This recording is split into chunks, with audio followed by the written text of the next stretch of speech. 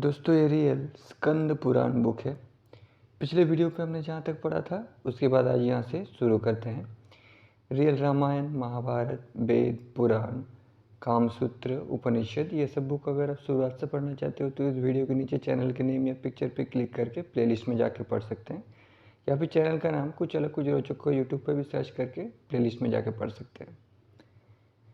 अतिशीघ्र पापों का हनन कर देने वाले गंगा में स्नान करने वाले पुरुष के पाप रुदन किया करते हैं कि अब हम कहाँ पर जाकर निवास करेंगे। वे लोभ, मोह और मद आदि के साथ बारंबार मंत्रणा किया करते हैं।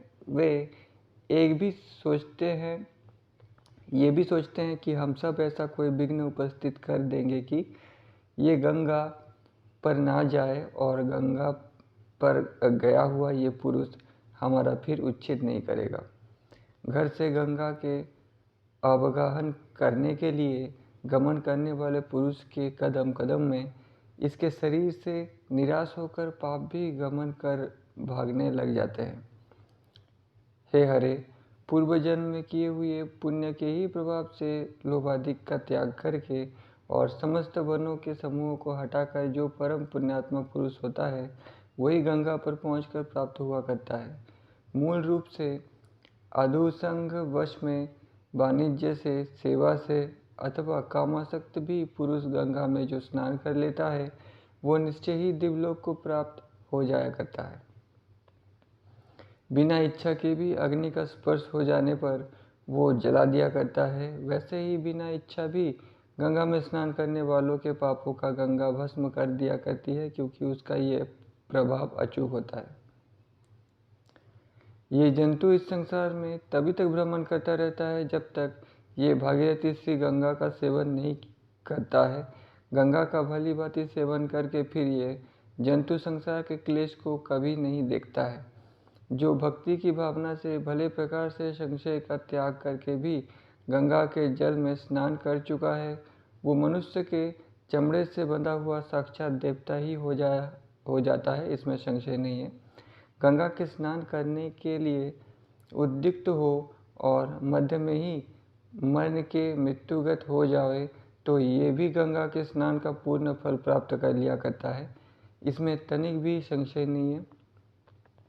जो लोग गंगा के इस महात्मा का पाठ किया करते हैं अथवा सुनते हैं, श्रवण भी कर लिया करते हैं, वे लोग भी अपने समस्त किए हुए पापों से मुक्त हो जाया करते हैं, इसमें कुछ भी संशय नहीं है। हे विष्णु, दुष्ट बुद्धि वाले, दूषित आचार वाले, हेतुक और बहुत अधिक संशय करने वाले मनुष्य इस गंगा को मोहित होकर अन्य नदी की ही भांति देखा करते हैं। मनुष्यों की गंगा में भक्ति भी इस जन्म में तभी हुआ करती है जब उनके पूर्व जन्म में कुछ किए दान, तप, नियम और व्रत हुआ करते हैं। गंगा देवी में भक्तिभाव रखने वाले मनुष्यों के लिए महेंद्र आदि के पूर्व में स्वयंभू भगवान ने बड़े दो सुंदर, हरम्य और सुरम्य युगों का निर्माण कर दिया है।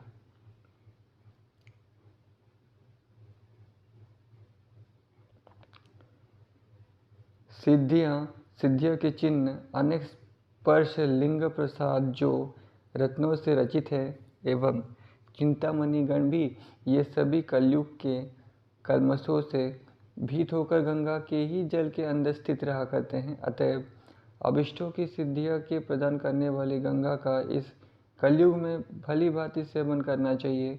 सूर्योदय होने पर अंधकार की भांति वज्रपात के भय से, पर्वतों के समान गरुड़ के भय से, सर्पों के सदृश बातों से आहत मेघों के तुल्य जैसे तत्व ज्ञान से मोह और सिंह को देखकर मृग दूर भाग जाया करते हैं, ठीक उसी प्रकार से समस्त पाप भी गंगा के दर्शन मात्र करने से क्षण भर में ही क्षय को प्राप्त हो जाया करते हैं।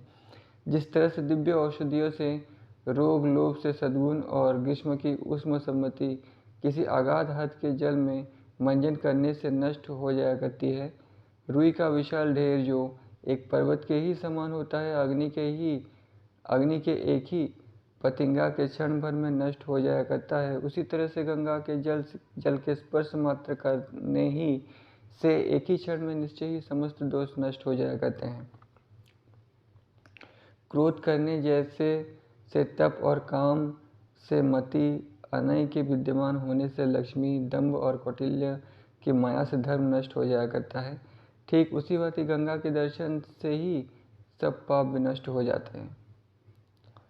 इस परम दुर्लभ मनुष्य का जीवन प्राप्त करके, जो कि बिजली के समान अति अचंचल है, जो गंगा का यहाँ सेवन किया करते हैं, वही मनुष्य सचेत हैं और बुद्धि के पर पार को प्राप्त हुआ अर्थात बहुत ही बुद्धिमान होता है।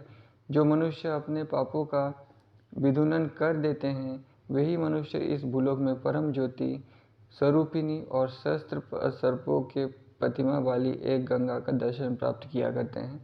पापों से अपहित नेत्र वाले नास्तिक लोग ही इस गंगा को साधारण जल से परिपूर्ण एक मामूली नदी की ही भांति देखा या समझा करते हैं। जनों के ऊपर अनुकंपा करके मैं संसार से मोचन कराने वाला हूँ और मैंने गंगा के तरंगों के स्वरूप में ही स्वर्गलोक में जाने के लिए सीढ़ियों का निर्माण कर दिया है। श्रीमती गंगा के तट पर सभी काल परम शुभ होता है तथा सभी देश शुभकारी है और वहाँ पर सभी जन दान के योग्य पात्र हुआ करते हैं।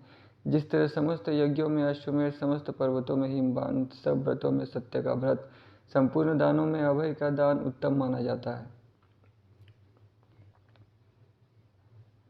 जिस तरह से समस्त तपों में प्राणायाम, सब मंत्रों में प्रणव, सब धर्मों में अहिंसा, सब काम्य पदार्थों में बरा से सर्वोत्तम मानी जाती है, जैसे सब विद्या में आत्मविद्या, स्त्रियों में गौरी उत्तम होती है। हे पुरुषोत्तम, समस्त देवों में जैसे आप सर्वश्रेष्ठ देव हैं, समस्त पात्रों में भगवान शिव का भक्त श्रेष्ठ होता है, उसी प्रकार से संपूर्ण तीर्थों में गंगा का तीर्थ विशिष्ट तीर्थ होता है। हे हरे, जो महामति पुरुष हम और आप, इन दोनों में भेद का भाव नहीं रखता है, वही शिव का भक्त जानना चाहिए और वही महापाशुपत होता है।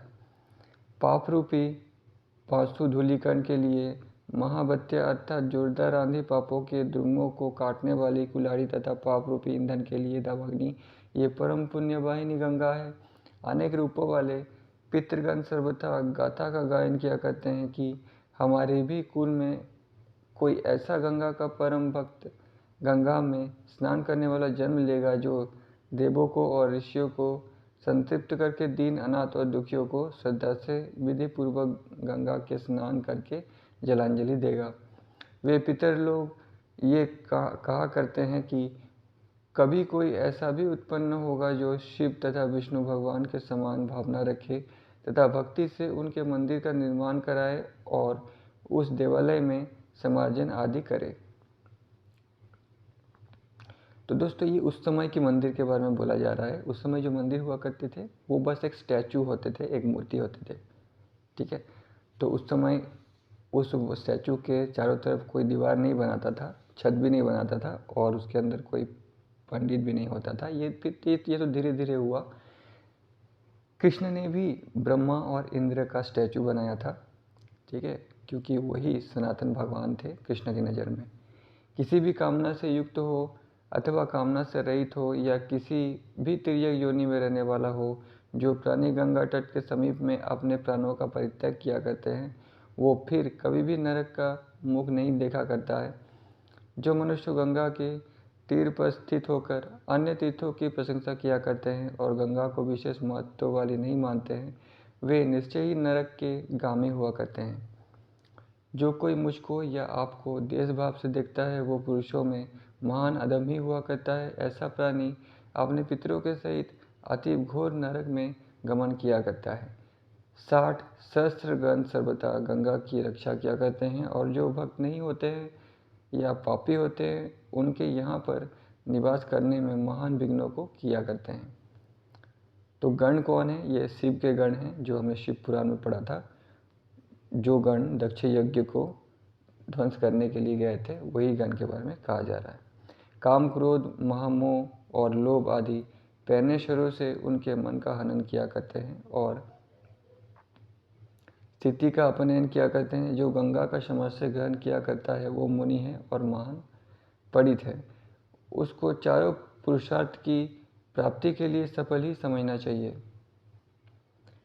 गंगा के स्नान करने वाला पुरुष अश्वमेध यज्ञ के करने का पुण्य फल प्राप्त किया करता है।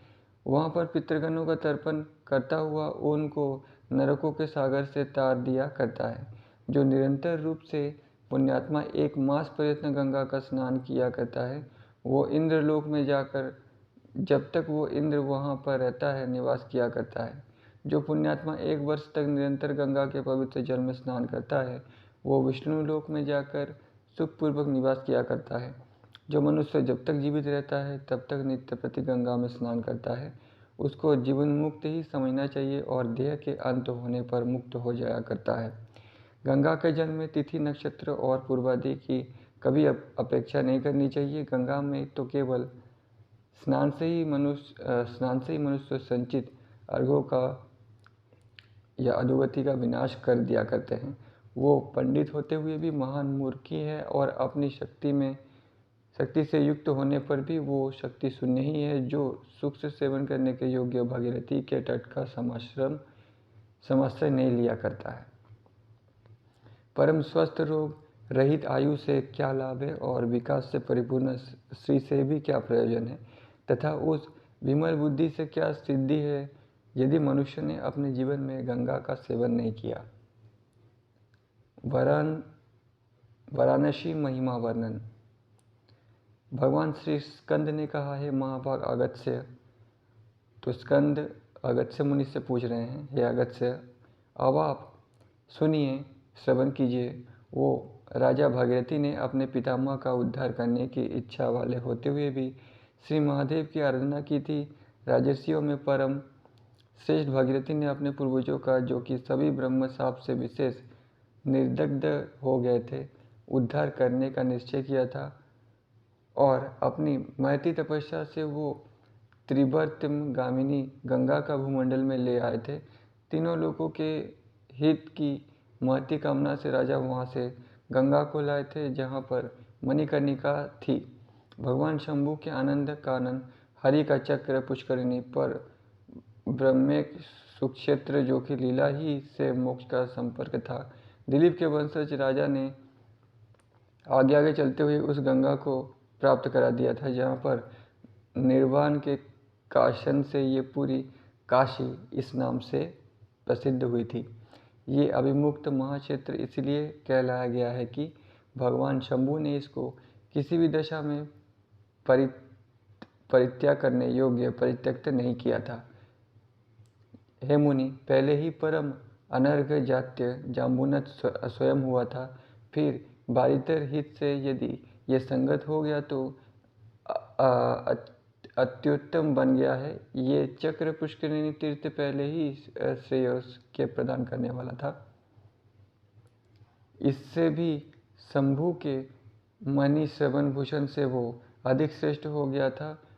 उस शिव का आलय अभिमुक्ति का आनंद कानन में पहले ही मुक्ति संस्कृति थी ही, फिर गंगा के संग होने से और भी अधिक हो गई थी। अब से लेकर वो क्षेत्र देवों के द्वारा भी दुष्प्राप्य हो गया है।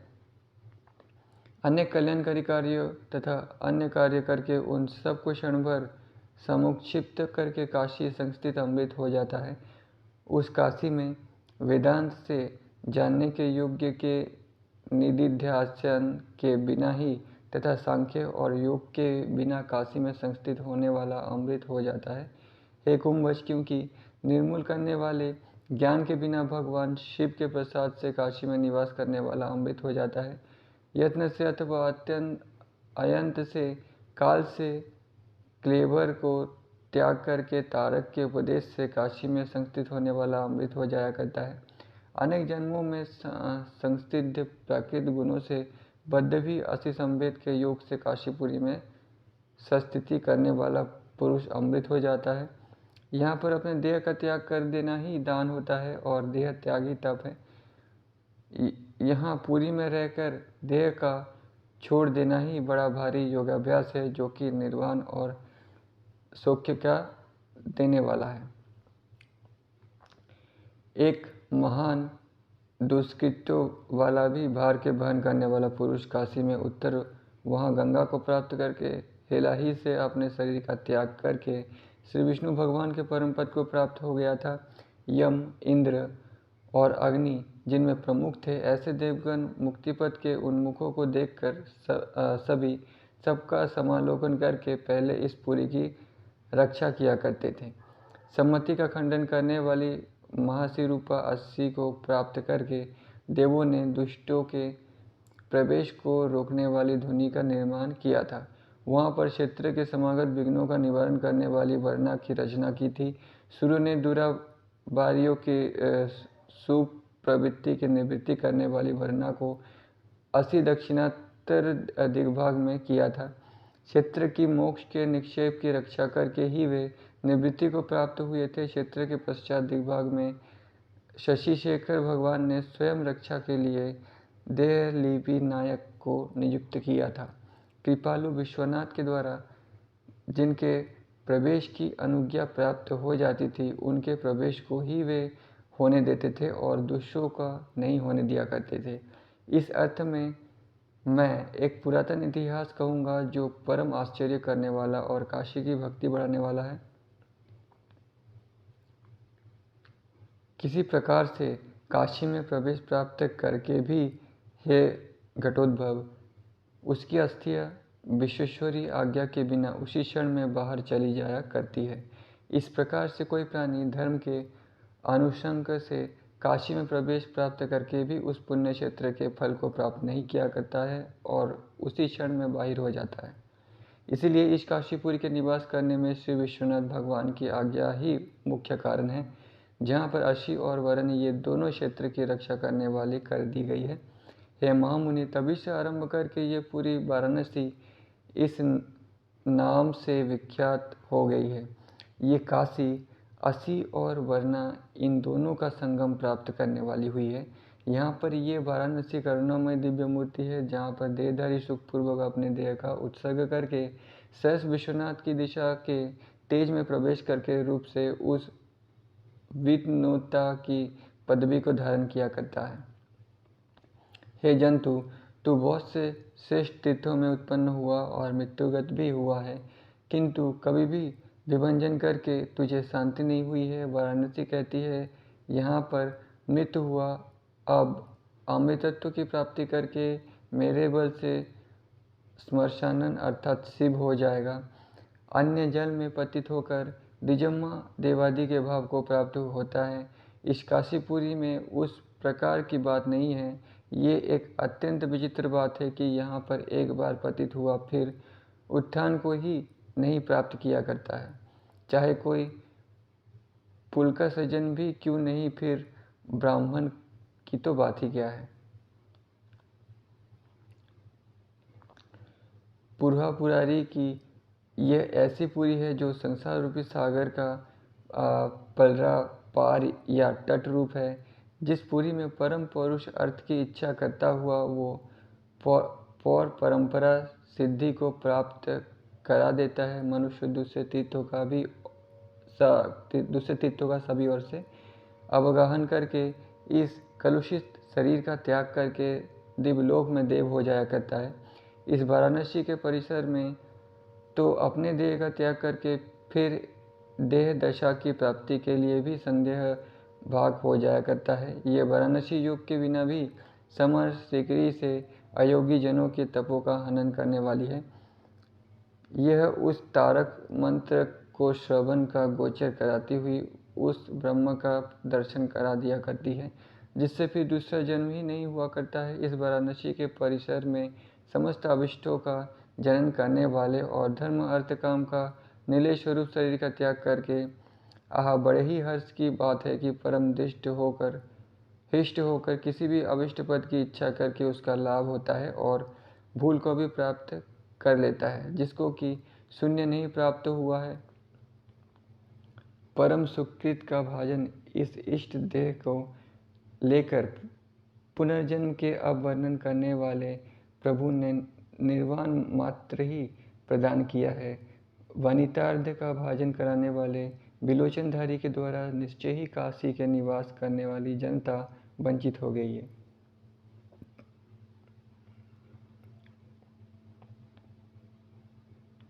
ये वाराणसी स्फुरित असीम गुणों की एक ही भूमि है, जहाँ पर शशिधर के प्रभाव से शरीरधारी स्थित रहा करते हैं।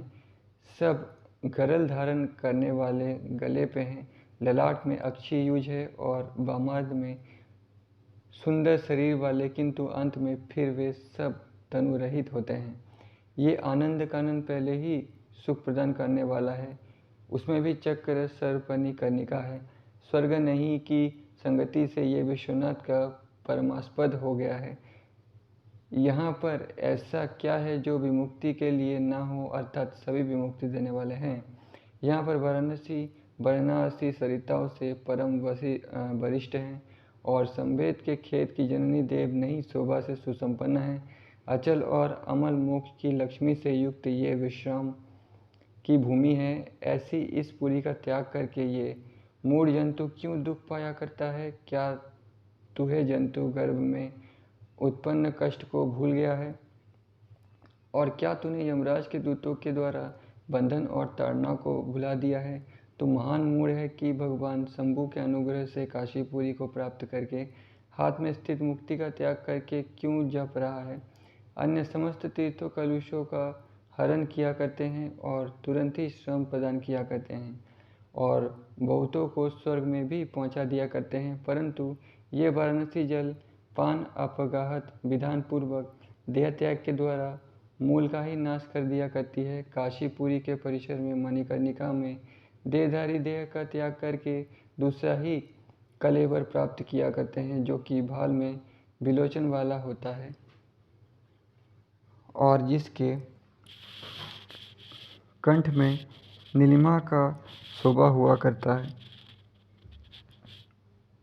और वामार्त भाग में जिसके सुडौल शरीर वाली वधु है और विदुरा वरोध युक्त है। तात्पर्य यह है कि शिव का सा ही शरीर प्राप्त हो जाया करता है। मणिकर्णिका में अतुल प्रभाव को जान जो अशुचि और पूरा गंभीर पुदमल का त्याग करता है, वो अपने आत्मा के अवबोध के तेज से सहसा मिलकर कल्पांतरों में भी पृथकता को प्राप्त नहीं होता है।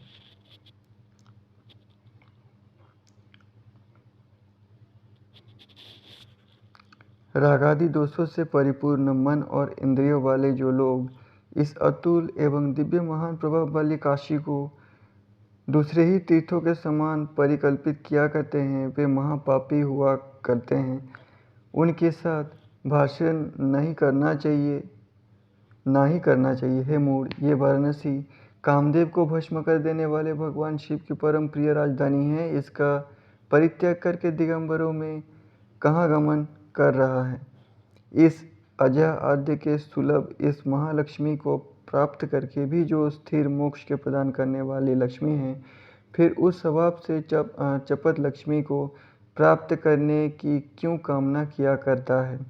विद्या धन सहद गज अश्व मृत्य ऋक चंदन अत्यंत सुरभ्य वनिताएं और स्वर्ग भी उत्तम शील पुरुष को अगम्य नहीं है, किंतु यह वाराणसी असुलभा है जहाँ पर सलभ आदि की मुक्ति हो जाया करती है।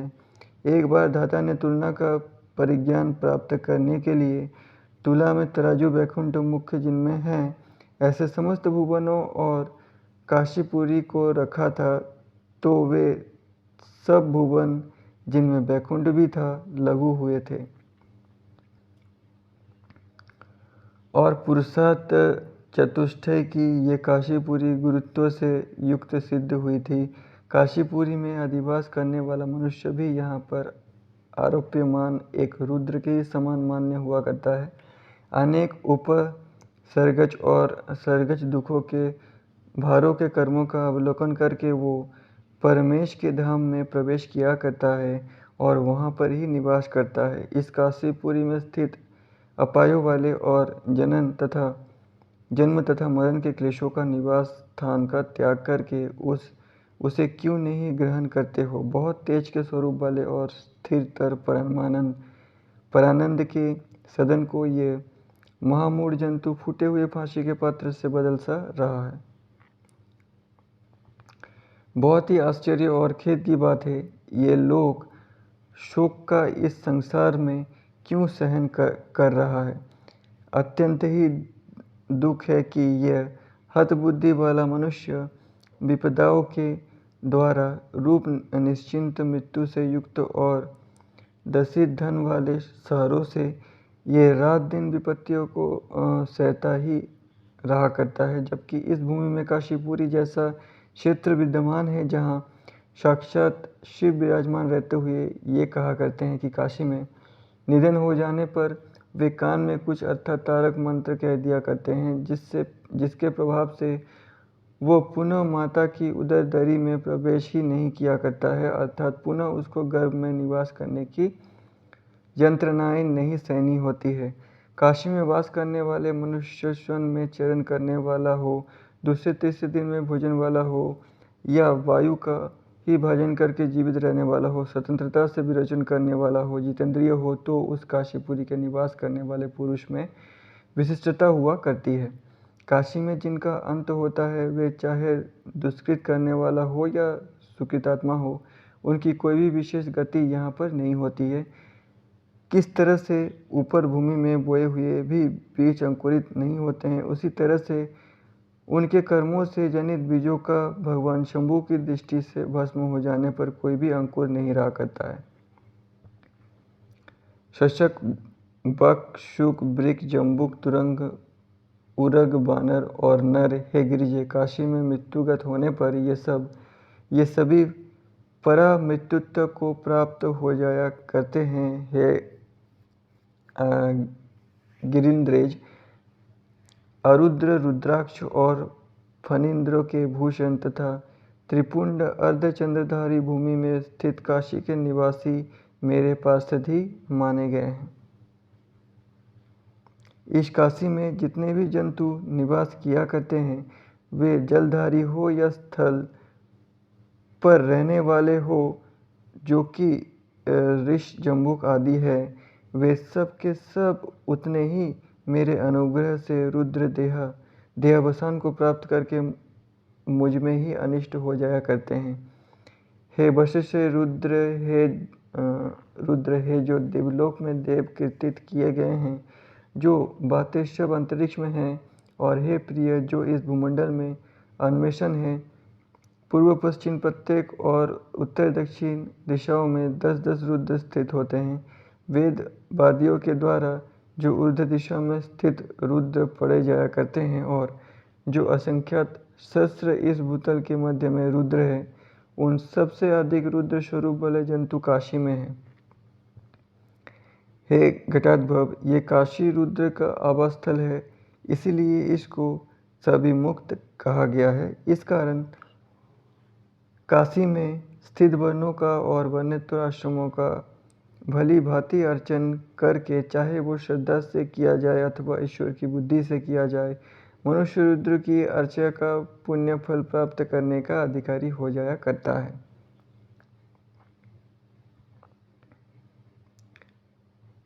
स्म इस शब्द से सब अर्थात मृतक के शरीर को गया है, और शान ये शब्द शान के लिए कहा जाया करता है। हे मुने, शब्दों के अर्थ के मनीषी लोग शमशान शब्द के अर्थ का इसी प्रकार से निर्वचन किया करते हैं। प्रलय काल के समुपस्थित होने पर महान भूतगण भी यहाँ पर शव होकर शयन किया करते हैं, इसलिए ये महान शमशान है।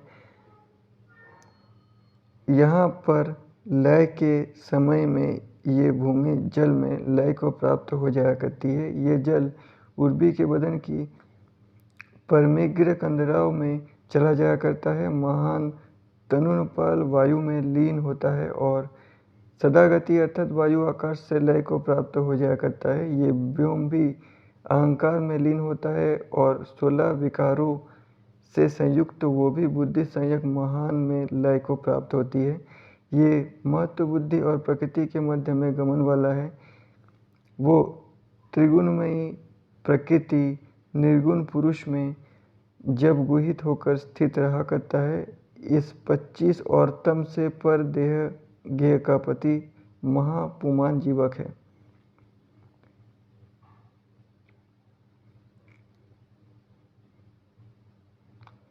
ब्रह्मा, हरि और रुद्र से वर्जित एक प्रकृत प्रलय कहा गया है। उस पुरुष को वो काल मूर्ति पर ईश्वर हेला ही से कलन किया करता है। वही बुद्धों के द्वारा महाविष्णु इस शुभ नाम से पुकारे जाया करते हैं और उनको महादेव कहा करते हैं। वो अंत आदि और मध्य से रहित श्री के स्वामी शिव हैं और वही पार्वती के पति हैं। जैसा कि आपने दूसरे पुराण, गीता, अष्टावक्र गीता और उपनिषद वेदों में पढ़ा है कि एक ही आत्मा है जिसे ब्रह्म कहा जाता है और वही आत्मा सब में है। तो इस तरह से शिव और विष्णु भी एक हुए, ठीक है। तो इसीलिए यहाँ पे वही विष्णु वही शिव ऐसा कहा गया है, ठीक है, समझना जरूरी है। श्री के स्वामी शिव हैं और वही पार्वती के पति हैं। वे हर इस दैनंदिन प्रलय में अर्थात दिनों दिन में होने वाली पार्वती ही दुर्गा है, ऐसा नहीं है, ठीक है। ये झूठी कहानी है। आप बहुत सारे बुक पढ़ सकते हैं, कोई एक चैप्टर पढ़ के ये ज्ञान नहीं होगा। तो आप मेरे पिछले पुराण के वीडियोस भी देख सकते हैं। अपनी बुरी को त्रिशूल की कोटि में करके मास्ति भूषण प्रभु धारण किया करते हैं, तभी से ये काशी काल के काल से वर्जित है। भगवान स्कंद ने कहा है, द्विज, इस पुरी के कोई शुभ नाम है। वाराणसी, काशी, रुद्रवास, महाशमशान और आनंद कानन कहे गए हैं। तो दोस्तों वीडियो बहुत बड़ा हो गया, आज के वीडियो पे इतना ही। इसके बाद हम लोग नेक्स्ट वीडियो पे पढ़ेंगे यहाँ से। तब तक के लिए धन्यवाद।